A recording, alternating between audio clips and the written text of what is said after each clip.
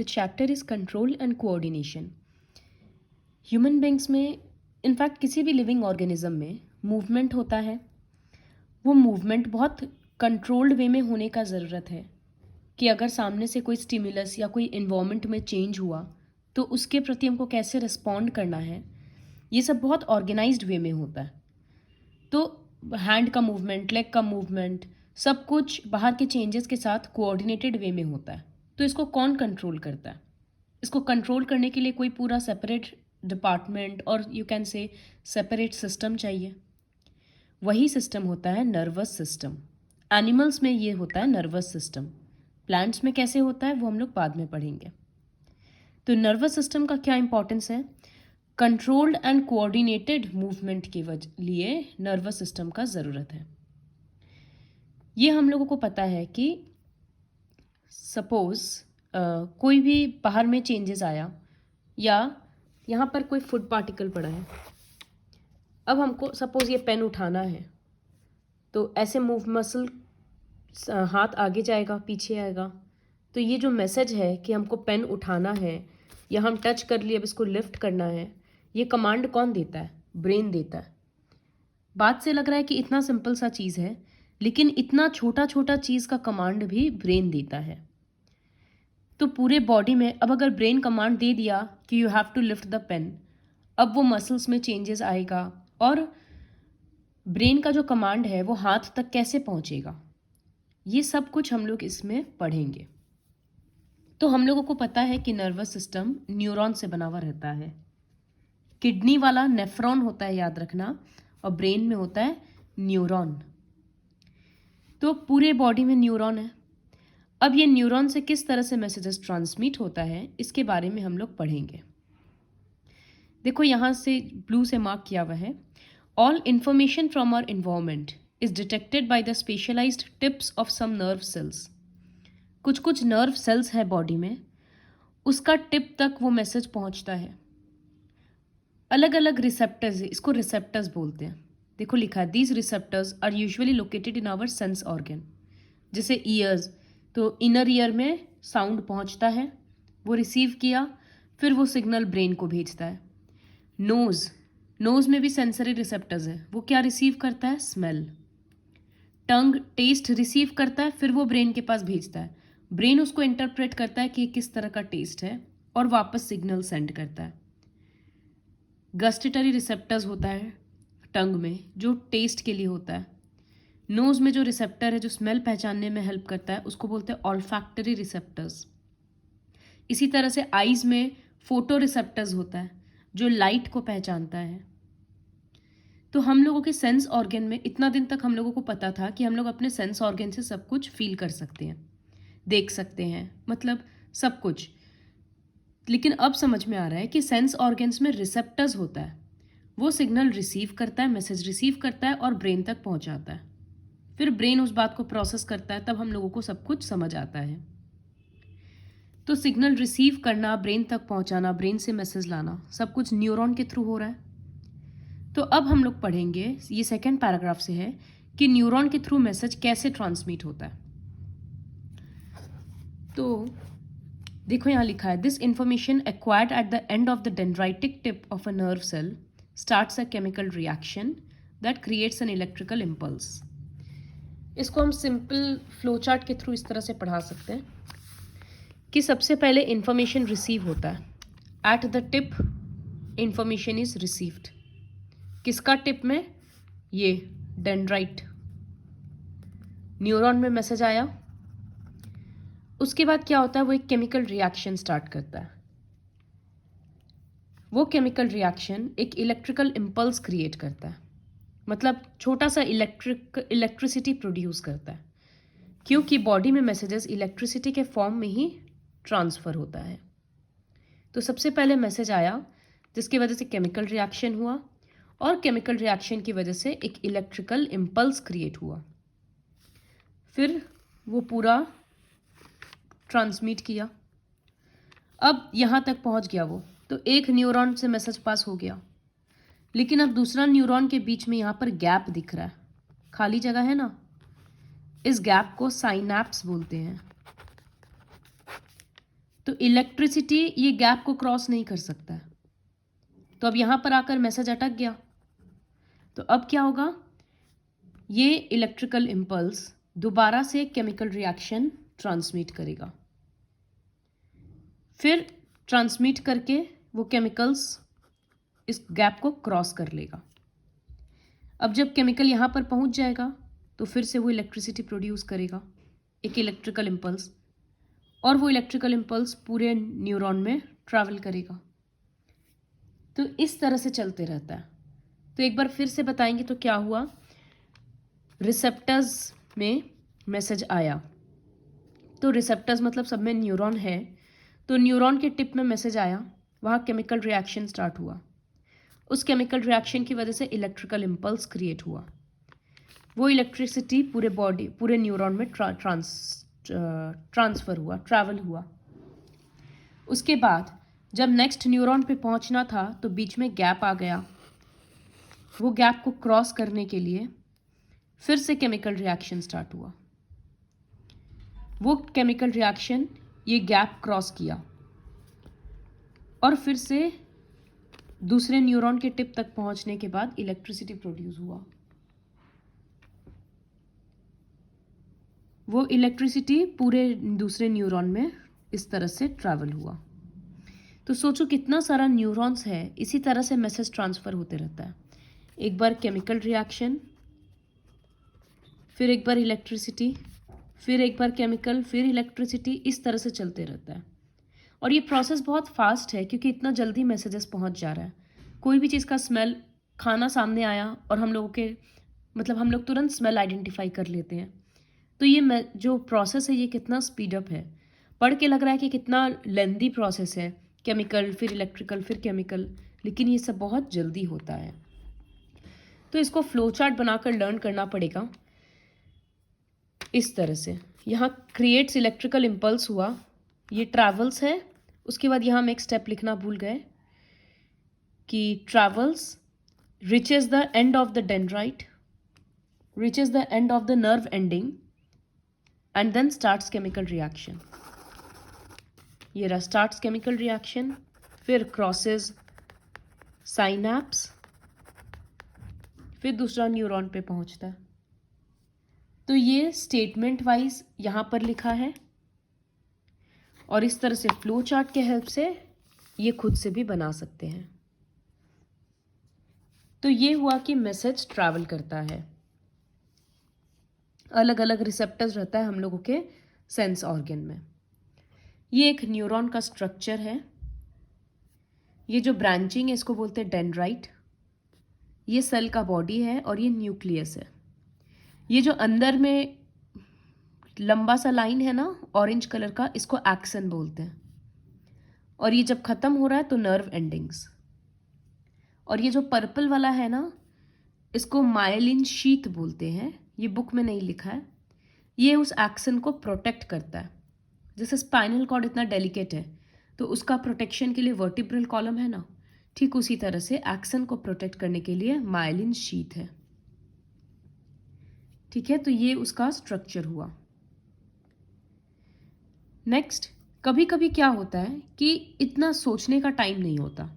अब जैसे सामने अगर कोई एनिमल आ गया, तुरंत दौड़ना है, या हाथ में गरम गरम चीज़ गिर गया, तुरंत वहाँ से हाथ हटाना है या पानी में लेकर जाना है, ये सब में ब्रेन के सोचने तक का टाइम नहीं रहता। तो कुछ ऐसा सिस्टम चाहिए जो थोड़ा जल्दी रिस्पॉन्ड करे। ऑर्डिनरीली देखो क्या होता है, रिसेप्टर्स मैसेज रिसीव करता है और स्पाइनल कॉर्ड में भेजता है, स्पाइनल कॉर्ड ब्रेन तक पहुंचाता है, फिर ब्रेन मैसेज स्पाइनल कॉर्ड को देता है और स्पाइनल कॉर्ड मसल्स को देता है कि हाथ हटाना है या जो भी एक्शन लेना है, वहाँ से भागना है, कुछ भी। तो रिसेप्टर्स से स्पाइनल कॉर्ड, स्पाइनल कॉर्ड से ब्रेन, मैसेज पहुँचा, फिर ब्रेन जो भी सोचा उसके बाद मैसेज स्पाइनल कॉर्ड को दिया और रिसेप्टर्स तक पहुँचाया। इसमें टाइम जा रहा है, तो रिफ्लेक्स एक्शन वहाँ काम आता है। ये हम लोग ऑलरेडी सुने हैं, जैसे कोई अगर हम लोगों को स्लैप करने के लिए आता है तो हम लोग तुरंत पीछे हट जाते हैं, कोई आइज़ के पास हाथ लाता है तो आंख बंद हो जाता है या बॉडी पीछे चला जाता है।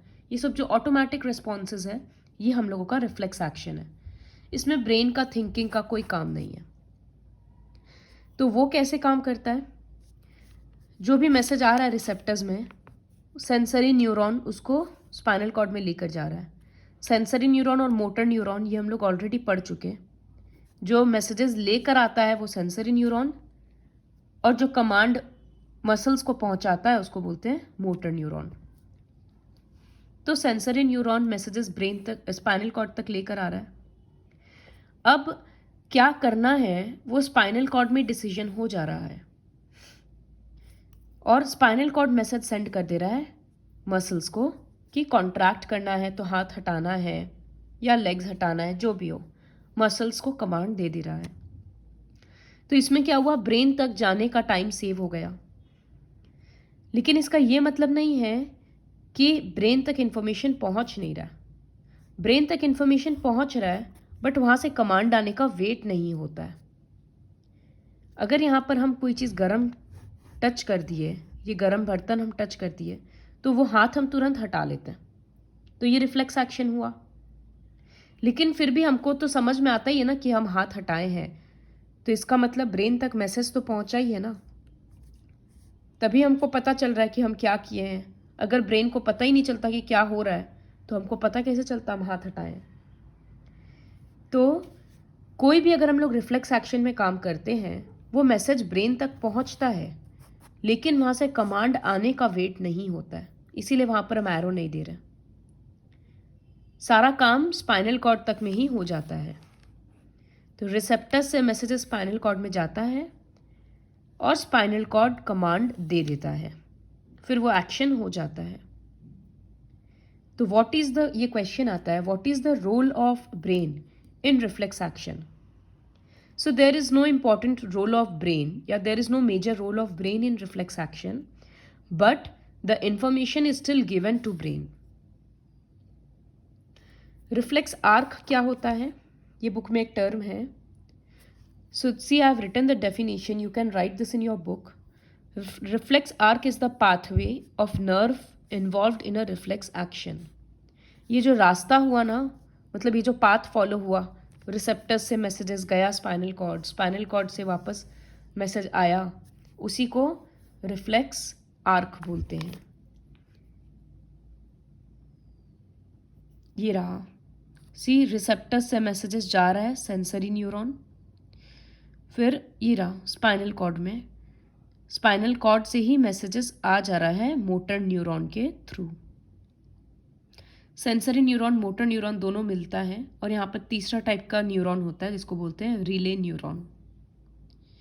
देखो मैसेजेस आ गया, लेकिन मैसेज फिर भी, कमांड आ गया लेकिन मैसेज फिर भी ब्रेन तक पहुंच रहा है। और मोटर न्यूरॉन मसल्स में इंफॉर्मेशन ला दिया, कमांड ला दिया कि क्या करना है। So this is all about reflex action. तो फर्स्ट पार्ट में हम लोग पढ़े कि किस तरह से मैसेजेस न्यूरॉन्स के थ्रू ट्रांसमिट होता है, इलेक्ट्रिकल और केमिकल फॉर्म में। फिर हम लोग देखें कि रिफ्लेक्स एक्शन में क्या होता है, और रिफ्लेक्स एक्शन क्यों ज़रूरी है, क्योंकि कभी कभी बहुत फास्ट रिस्पॉन्ड करना पड़ता है। अब थर्ड पार्ट देखेंगे ह्यूमन ब्रेन के बारे में। तो ह्यूमन ब्रेन 2 पार्ट में डिवाइडेड है, एक्चुअली 3 पार्ट्स में है, but sorry nervous system 3 parts में डिवाइडेड है, बट हम लोग अभी 2 पार्ट्स पढ़ेंगे। तो one is central nervous system और एक होता है पेरिफेरल नर्वस सिस्टम। तो देखो डिसीजन तो ब्रेन और स्पाइनल कॉर्ड मिलकर ले रहा है, लेकिन सारे नर्व्स का ही तो काम है ना। अब ब्रेन जो कमांड दे रहा है या ब्रेन तक जो कमांड पहुंच रहा है, ट्रांसमिट करने का काम तो नर्व्स का ही है ना, पहुंचाना मैसेज या मैसेज लेकर आना। तो उस वो पार्ट को बोलते हैं पेरिफेरल नर्वस सिस्टम। तो इसका मतलब सेंट्रल नर्वस सिस्टम में आता है ब्रेन और स्पाइनल कॉर्ड, और पेरिफेरल नर्वस सिस्टम में आता है सारा नर्व्स। देखो spinal cord is made up of nerves which supply information to think about, और brain is the main coordinating centre of the body. तो ब्रेन और spinal cord central nervous system है, वो इंफॉर्मेशन लेकर आता है इंटीग्रेट करता है और सब कुछ, लेकिन पूरा बॉडी को कोऑर्डिनेट करने के लिए नर्व्स का ज़रूरत है। बहुत कॉम्प्लेक्स डिज़ाइन है, तो वो आता है पेरिफेरल नर्वस सिस्टम में। फिर ये दो टर्म बुक में नहीं है लेकिन हम लिखाए हैं। पेरिफेरल नर्वस सिस्टम में जो नर्व्स होता है वो दो टाइप का होता है, क्रेनियल नर्व्स और स्पाइनल नर्व्स। जैसे न्यूरॉन दो तरह का होता है ना, एक सेंसरी न्यूरॉन जो सेंस ऑर्गन से मैसेज लेकर आता है, और एक मोटर न्यूरॉन जो ब्रेन से मैसेज ला कर देता है। ठीक उसी तरह से दो टाइप का नर्व्स होता है, क्रेनियल नर्व्स जो नर्व्स ब्रेन से निकलता है, और स्पाइनल नर्व्स जो नर्व्स स्पाइनल कॉर्ड से निकलता है। सिंपल सा बात है, नाम से याद रहेगा। क्रेनियल तो ब्रेन, स्पाइनल तो स्पाइनल कॉर्ड। तो नर्वस सिस्टम का ये दो मेन पार्ट हुआ। अब ब्रेन के बारे में अगर पढ़ेंगे तो ब्रेन का तीन हिस्सा है, फोर ब्रेन, मिड ब्रेन और हाइंड ब्रेन। फोर ब्रेन का सबसे बड़ा पार्ट है सेरिब्रम। सेरिब्रम सबसे इम्पॉर्टेंट है।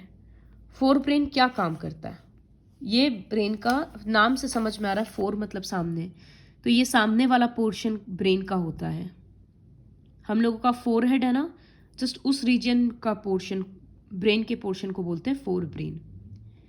ये थिंकिंग का काम है इसका काम मेमोरी का है। तो हम लोग कोई भी इंफॉर्मेशन जब ब्रेन तक पहुंचता है, डिसीजन लेने वाला काम वो सारा फोर ब्रेन करता है कि क्या डिसाइड करना है। अगर हम लोग कुछ भी लर्न करते हैं, मेमोरी हम लोगों का, तो वो वहीं पर रहता है। सी इट इज़ रिटन कि वो सारा हम लोगों का वॉलेंटरी मसल्स कंट्रोल करता है, चलने का, याद करने का, बोलने का, सब कुछ। तो फोर ब्रेन बहुत इंपॉर्टेंट हिस्सा है। उसके बाद आता है मिड ब्रेन। तो मिड ब्रेन और हाइंड ब्रेन मिलकर काफ़ी सारा इनवॉलेंटरी एक्शंस को कंट्रोल करता है। तो wait, I will show you some like this. ये सारा फंक्शंस है जो इस तरह से नोट्स के फॉर्म में है, लर्न कर सकते हैं। तो फोर ब्रेन का काम है सोचने का, वॉलेंटरी एक्शंस कंट्रोल करने का, मेमोरी स्टोर करने का, या कोई भी इंफॉर्मेशन बॉडी से आता है उसको टैली करके कमांड देने का। भूख लगता है तो वो मैसेज भी फोर ब्रेन सेंड करता है, हंगर का। ठीक है। फिर मिड ब्रेन बहुत सारा इनवॉलेंटरी एक्शंस कंट्रोल करता है, जैसे प्यूपिल का साइज चेंज होना। प्यूपिल मतलब आईज में जो है जहाँ से लाइट घुसता है। हम लोगों का हेड का रिफ्लेक्स मूवमेंट कंट्रोल करना, नेक का मूवमेंट कंट्रोल करना। तो मिड ब्रेन का पार्ट है हाइपोथैलेमस। इसको प्रोनाउंस करते हैं हाइपोथैलेमस, MUS। और हाइंड ब्रेन का तीन पार्ट है, पॉन्स, मेड्यूला और सेरिबेलम। ये भी बहुत सारा इनवॉलेंटरी एक्शंस कंट्रोल करता है, लेकिन अगर सबके बारे में इंडिविजुअली पढ़ेंगे तो सेरिबेलम बॉडी पॉस्चर कंट्रोल करता है। जैसे हम लोग सीधा चल सकते हैं ना, सीधा चलने का, बहुत लोग होते हैं जिनका एक्सीडेंट वगैरह होने के बाद सीधा नहीं चल पा रहे हैं या बैठ नहीं पा रहे, वो सब मूवमेंट क्यों ख़त्म हो जाता है? क्योंकि इसका मतलब ज़रूर सेरिबेलम में चोट लगा है या सेरिबेलम डैमेज हो गया। तो सेरिबेलम क्या करता है, बॉडी पॉस्चर कंट्रोल करता है। जैसे पेन वेन उठाते वक्त हम लोग नीचे झुक रहे हैं तो वो बैलेंस मेंटेन करने का काम होता है। Medulla blood pressure, salivation, vomiting, ये सब कंट्रोल करता है। इनवॉलेंटरी एक्शन है, जैसे बहुत अच्छा खाना देखकर मुंह में पानी आ जाना, या फिर तबीयत खराब होता है तो अचानक से वोमिटिंग का फीलिंग आना, वो सब हम लोग कंट्रोल नहीं कर सकते ना, वो इनवॉलेंटरी एक्शन है, वो मेड्यूला कंट्रोल करता है। और पॉन्स बोलकर है, वो भी इनवॉलेंटरी एक्शंस कंट्रोल करता है, लेकिन उसका मेन पार्ट है कि वो रेस्पिरेशन कंट्रोल करता है। So I will send you this photo. ये सारा फंक्शंस लर्न करना है, बुक में इतना ऑर्गेनाइज्ड वे में नहीं दिया हुआ है। तो अभी हम लोग क्या पढ़े, ब्रेन का तीन पार्ट के बारे में, फोर ब्रेन, मिड ब्रेन और हाइंड ब्रेन। फोर ब्रेन में सेरिब्रम, मिड ब्रेन में हाइपोथैलेमस और हाइंड ब्रेन में पॉन्स, मेड्यूला और सेरिबेलम। तो समझ में आया कि ब्रेन कितना इंपॉर्टेंट हिस्सा है। अब ये प्रोटेक्ट करना इसको ज़रूरी है।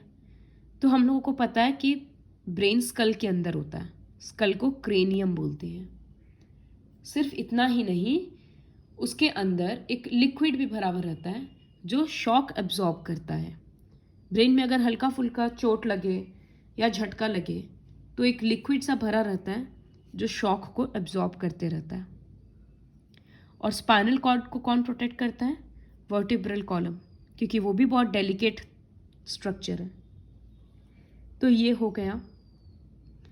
तो हम लोग ये पढ़ लिए कि मैसेजेस ट्रांसमिट हुआ, ब्रेन कमांड दे रहा है। लेकिन जो ब्रेन कमांड दे चुका, फिर वो मसल्स में कैसे असर ला रहा है? क्योंकि जब तक मसल का कोई मूवमेंट नहीं होगा तब तक तो बॉडी में कोई चेंज नहीं आएगा या कोई रिस्पॉन्स नहीं रहेगा। तो how does the nervous tissue cause action? Nervous tissue की वजह से मस्कुलर टिश्यू में कैसे चेंजेस आ रहा है, ये बहुत इंपॉर्टेंट है। तो मसल्स के पास स्पेशल प्रोटीन्स होता है जो अपना शेप चेंज करने में हेल्प करता है जब कोई उसको एक इलेक्ट्रिकल इम्पल्स मिलता है। तो जब कोई जैसे इलेक्ट्रिकल इम्पल्स आया, सपोज इस फिगर में यहाँ मसल्स हैं, तो जब इसके पास इलेक्ट्रिकल इम्पल्स आएगा तो इसमें प्रोटीन्स है ना, प्रोटीन्स का अरेंजमेंट चेंज हो जाएगा, जिसके वजह से या तो ये शेप में छोटा हो जाएगा तो हाथ अपने आप पीछे आ जाएगा, और या फिर ये एक्सपैंड हो जाएगा तो हाथ आगे बढ़ जाएगा। वो डिपेंड करता है कि किस तरह का इलेक्ट्रिकल इम्पल्स आया है या ब्रेन का क्या कमांड है। तो ये भी एक इम्पॉर्टेंट पैराग्राफ है कि how does nervous tissue changes और कॉजेज एक्शन। तो nervous tissue sends electrical impulse to muscular tissue and muscles have special proteins which changes their shape and causes action। तो ये लर्न करना था। See it is written, sense organ से message गया central nervous system के पास, मतलब brain के पास। Rather I show you here कि कैसे ओवरऑल काम करता है। तो सेंसरी ऑर्गन्स से मैसेज गया किसके पास? ब्रेन के पास। लेकर कौन गया? Sensory neuron. फिर ब्रेन थिंक एंड सब कुछ कर लिया, एनालाइज कर लिया, डिसीजन बना लिया। अब वो मसल्स को इंफॉर्मेशन दे रहा है, किसके थ्रू? मोटर न्यूरॉन के थ्रू। अब मसल्स क्या करेगा? रीअरेंजमेंट करेगा प्रोटीन्स को। तो रीअरेंजमेंट ऑफ प्रोटीन्स, जिसके वजह से मसल्स चेंज देयर शेप। तो ये एक्शन हो गया। इस तरह से पूरा ओवरऑल नर्वस सिस्टम काम करता है। लेकिन पूरा इस सिस्टम का जो इतना ऑर्गेनाइज्ड सिस्टम है, इसमें इसका कुछ डिसएडवांटेजेस भी है, जिसके बारे में हम लोग नेक्स्ट वीडियो में पढ़ेंगे। That what are the limitations of nervous system, और ह्यूमन बॉडी में फिर वो ओवरकम कैसे हुआ। सो इसमें इस पार्ट में हम लोग पढ़े कि कैसे मैसेजेस ट्रांसमिट हुआ, फिर रिफ्लेक्स एक्शन, उसके बाद नर्वस सिस्टम का 2 पार्ट और ब्रेन का 3 हिस्सा और सबका फंक्शन, और लास्ट में कि किस तरह से मैसेजेस जब कमांड आ गया तो मसल्स में कैसे चेंजेस आ रहा है।